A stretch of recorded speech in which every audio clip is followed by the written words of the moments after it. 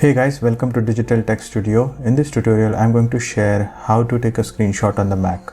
So screenshotting on the Mac is pretty easy.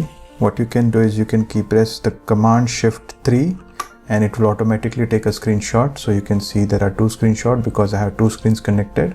So if you want to take a screenshot of a portion, what you can do is you can just go Command Shift and 4, which will open up this crosshair where you can just select the particular portion of the screen and you can take the screenshot. Now the screenshot has been added.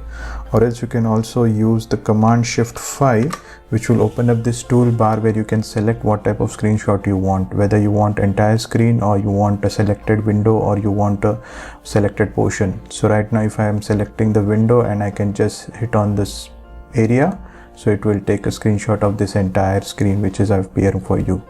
So this way you can take the screenshots using the keyboard shortcut, which is Shift Command 3 or Shift Command 4 or Shift Command 5. So these were the free ways. Apart from that, you can also download some third-party tools from App Store or online. I really like this application, which is shorter.